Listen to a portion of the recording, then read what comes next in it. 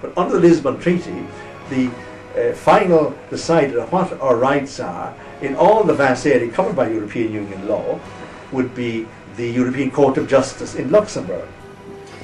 Imagine that each extension process is irreversible.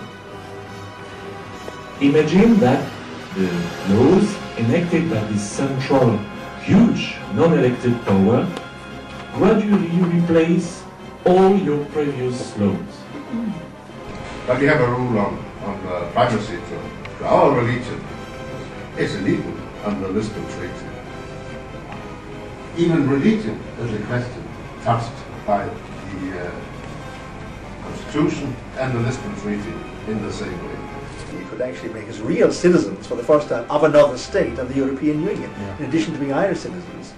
And the treaty makes quite clear that if there's any conflict between our duties as Irish citizens and citizens of the European Union, the latter, the European Union citizenship, would prevail.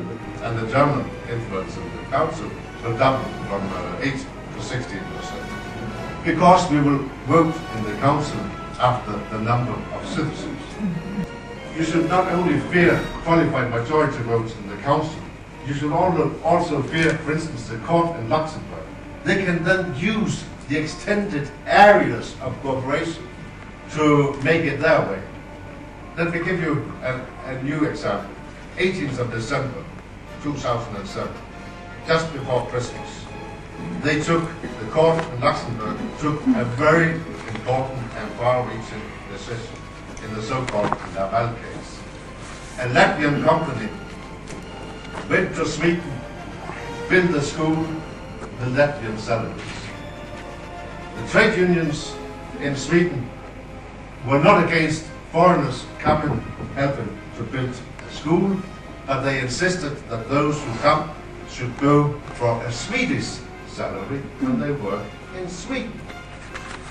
This case was then brought to the court, and Sweden was outlawed by the court.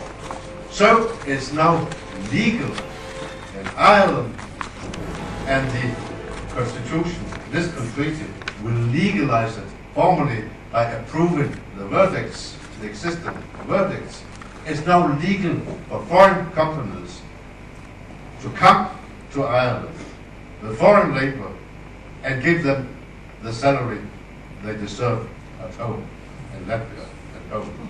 This is possible.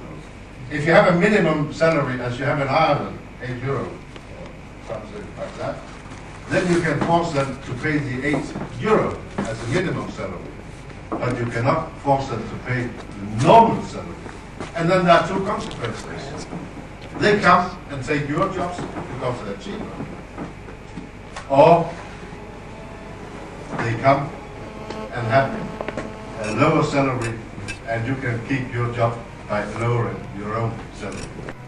But where voting no will affect it is that the Services Directive, which this is based on, at the moment we could fight through the courts, with Irish law, with the right to work, with whatever. We could take the best of what we have left and try to fight things like that. Using the Irish Constitution. Whatever.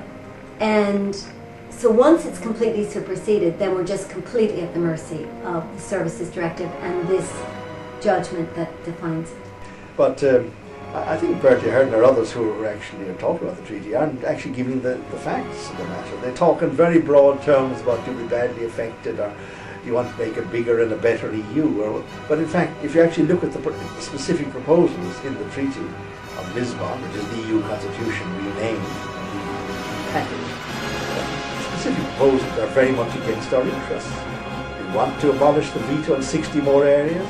Do we want laws to be made on the basis of population, largely, where the big states have more people and therefore they've got more power?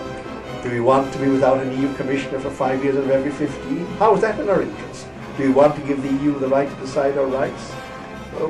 Where are the benefits? It's very hard to point to. And I must say, I wish the people of Ireland, I wish those that believe in democracy, every success in a couple of months' time, and I hope they send a large, resounding no, and I hope the voice of the peoples of Europe will be heard, not that of just you, the the political class, and you may be complacent today, but you are increasingly being held in contempt.